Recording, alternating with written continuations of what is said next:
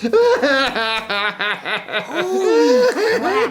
What's your problem now? Well, in the last skit, we promoted Gary the intern to Dungeon Master, but we never got anybody to sit next to me. And you know that I get lonely sometimes. Well, to be clear, it wasn't exactly a promotion, if you recall. Yep, it was definitely more of a punishment. Well, whatever. I just want another player already. Why don't we see if the Warlock can join our group? Now, just so you all know, because of the topic of today's video, I do plan on killing someone in today's skit. So, I could kill any one of you, or we could invite a player to join us, knowing that our awesome Dungeon Master will just kill them. I love It's a solid plan. Well then, who do we usually bring to the table when we're looking to exert some good old-fashioned, cruel, and unusual punishment on someone? I know. Should we just let him say We it? might as well. Okay, who would that be? The old man. Everybody loves murdering the old man. Okay, I could do that. Oh, hello everyone. It's so good to be back. Let me tell you about Describe. It's a marvelous product that helps dungeon masters deliver beautiful narrative descriptions to their players. What are you talking about? Wait a second. Did the old man just poof into view and then start delivering a sleazy plug? It would certainly appear that way. Gary, it's time to do your thing. You got it. One character death coming up. But wait, it's a sponsored message. I had no choice but to deliver the plug.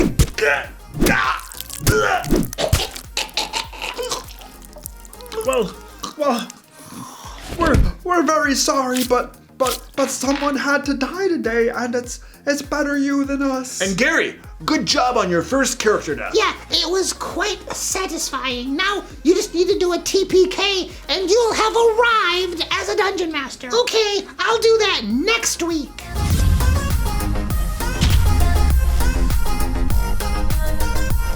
Welcome to the DM Lair. I'm Lucar, and I've been a Dungeon Master since high school. On this channel, I give practical Dungeon Master advice that you can use in your Dungeons & Dragons games. Today in the Lair, we'll be discussing something in D&D 5th edition that has always been deeply unsatisfying to me. The fact that when a PC drops to 0 hit points, that is, has taken catastrophic injuries and is nearly dead, when they receive the most minuscule amount of healing, they get back on their feet and are at full fighting strength with 0 repercussions of having almost died. Now I think I know why the game is designed this way, to cater to more of a casual crowd and make the game easier for players, and that's perfectly fine for folks who want to play the game that way. And in all honesty, 5th edition has been wildly successful catering to that crowd. But me personally, I like there to be some consequences when a PC drops to 0 hit points and nearly dies. So today I'll be going over 15 ways to make dropping to 0 hit points have some teeth instead of just being a non-event. But before we jump in, let me ask you a question.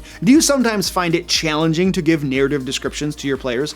Descriptions of places, monsters, spells, and other important elements of an epic fantasy adventure? Well, with Describe, you can enter the name of a monster, place, or spell and get a professionally written narrative description you can read to your players. For instance, let's say you're running an adventure in a cemetery and you want to describe headstones, graves, and other elements to your players. Well, with Describe's recently released Cartographer's Collection, you can do just that. Click Darian's Cemetery and you can get a massive list of scenes that you can choose from. Say you need a headstone. So you click Lie's Headstone in Winter. You get a beautiful description created by Describe's experienced RPG writers, and then you just read it out loud to your players, setting the scene perfectly and painting that creepy description that you were looking for. There are also downloadable map files you can use in your games as part of the Cartographer's Collection. There are currently over 1,900 scenes of monsters, places, spells, characters, and items to help you describe that perfect scene to your players. Now, many of the scenes are completely free, but hundreds more are available with a paid subscription. So if you want to enhance the theater of mind experience for your players in your next game session, check out Describe at dscryb.com/thedmlair. And if you use the coupon code TheDMLair, you will get 10% off your first subscription payment. So if you go for the annual payment option, you'll save even more. Okay, and now Now, 15 ways to make dropping to 0 hit points matter. Number 1, go prone and lose what you're holding. This is actually what should happen every time somebody drops to 0 hit points. You literally drop prone because you're unconscious, and whatever's in your hands, except for maybe a shield, falls to the ground. And then you have to use half of your movement to stand back up, and if you had dropped your weapon or your spellcasting focus, you gotta pick that up too. And there's always a chance that the enemy who dropped you might have scooped up your weapon or your spellcasting focus. This is simple, and it in fact requires no changes to the game because this is the way things should be happening anyway. Number 2, gain 1 level of exhaustion. Now, this is a super popular option among many groups, and it is very easy to implement and track and doesn't involve complicated homebrewing. Now, that said, exhaustion is a big penalty though, especially after the first level of exhaustion. So I feel like this is an option for a far grittier game, and it can easily lead to a death spiral once you start getting 2 and 3 levels of exhaustion. So some cautionary notes about being careful should be inserted here. And remember, exhaustion is only removed after a long rest, after which you get back 1 level of exhaustion. So once you start dropping to 0 hit points multiple times, it's gonna be hard to get back to full fighting strength, and you're definitely looking at a death spiral, potentially, for some of these frontline melee types who might go down several times in one combat. So implement and use with caution. If I implemented this in my games, I would probably, my players would be in a load of trouble, because I tend to run challenging games where players drop to 0 quite a bit. Number 3, lingering injuries. Now, this is what I currently do when my players drop to 0 hit points. Now, the Dungeon Master Guide has lingering injuries too, but they're really extreme, very hardcore in my opinion, and I don't like them, so I homebrew my own to use. Basically, the idea here is that when you drop to 0 hit points, you gain a lingering injury,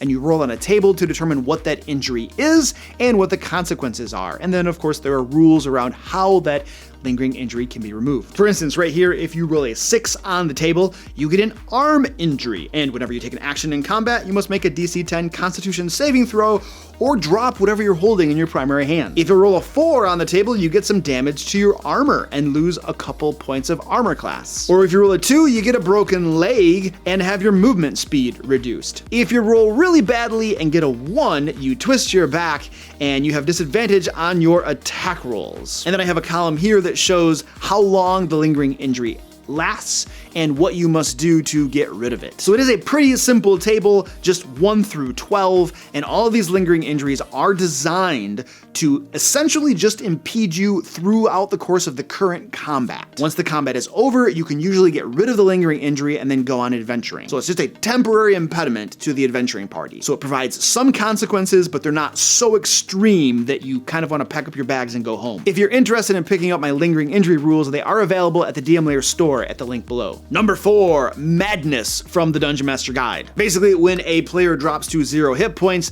the PC gains an effect from the short-term madness, long-term madness, or indefinite madness tables in the Dungeon Master Guide on pages 259 through 260. And those effects last for the durations listed in the Dungeon Master Guide. Now, some of the effects, particularly the short-term madness, are very severe, so use your judgment when implementing these rules. Number 5, Death saving throw failures are not reset when you're healed. I love this rule.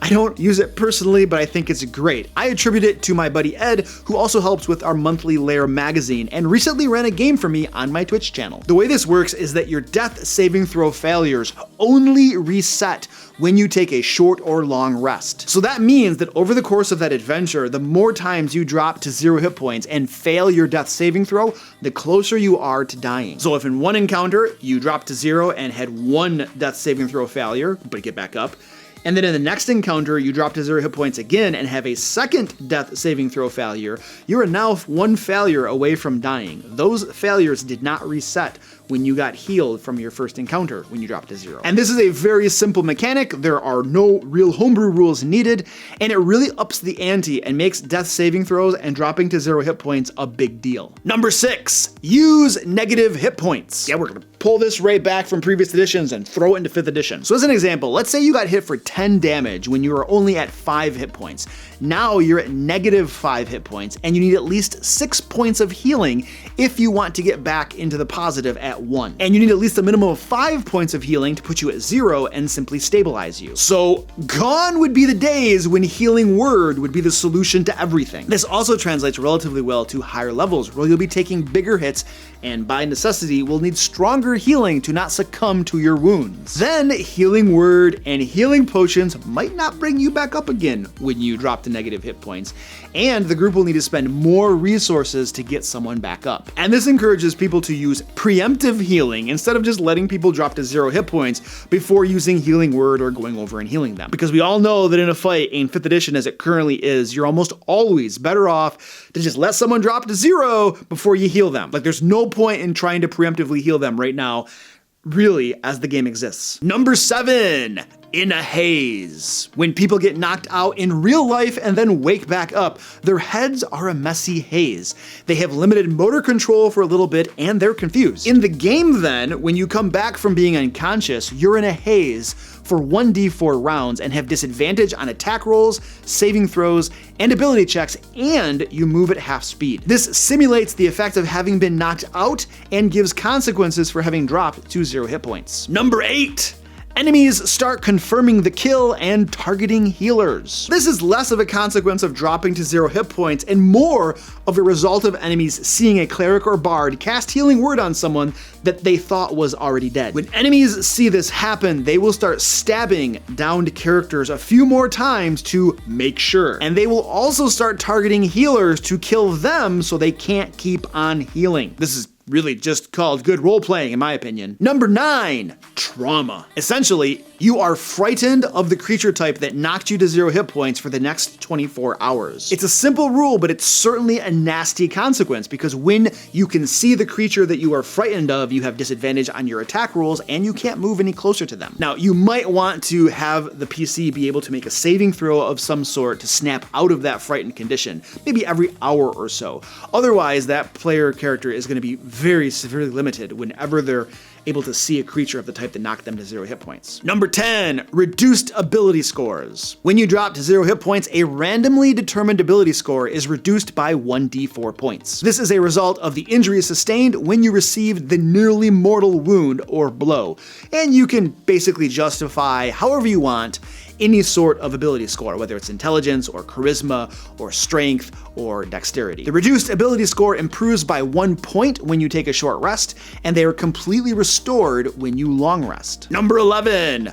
The DC for death saving throws increases. Basically, each time you drop to 0 hit points, the DC for your death saving throws increases by 1. So the more times you drop to 0 hit points, the more difficult it is to make your death saving throw. And those increases to the death saving throw DC are cumulative every time you drop to 0 hit points, and the DC resets only after you take a long rest. Number 12. Permanent scars. Now these would be purely cosmetic and for role-playing purposes, or they could be linked to a reduction in ability scores, such as charisma. But that kind of just targets only the players who care about their charisma, so it's more fun probably for that one to just make it a role-playing thing. Number 13, role-playing flaws. Dropping to 0 hit points, nearly dying, is a traumatic experience. So when it happens, the PC develops a flaw that the player would then play out. Now, I suggest involving the player in determining what that flaw would actually be. I would probably just ask my player to decide what the flaw is, and we'd probably want to make it something that would be really fun and cool for role-playing purposes. Number 14, you lose half your hit dice. When you drop to 0 hit points, say goodbye to half of your hit dice. This is a very punishing rule. In fact, it would probably be better to just say you lose 1 hit die if you are in the lower levels, and then 1d4 hit dice when you maybe get into the higher levels, say levels 10 and above. And of course, we know that your hit dice are only restored, or at least half of them, when you take a long rest. So again, very punishing rule will make your game far grittier. Number 15. By the way, if you're looking for easy-to-use 5th edition adventures complete with maps designed for online play, Every month, I publish an issue of Lair magazine to my patrons. It contains 2 D&D 5th edition compatible adventures and loads of other resources Dungeon Masters can use to reduce their prep time and improve their games. And this month's issue of Lair magazine contains bonus content from the Dungeon Coach. In the May issue, my patrons will get a magic tattoo system, several ready-to-go magic tattoos, and 3 new player subclasses: the Artificer Inksmith, the Bard College of Ink, and the Warlock Ancestral Spirits. Check out my Patreon at the link below or by clicking the icon on the screen. If you plan to spring some cool surprises on your players the next time they drop to 0 hit points, give this video a thumbs up and leave a comment for the algorithm down below. Let YouTube know that I don't suck. And until next time, let's play D&D.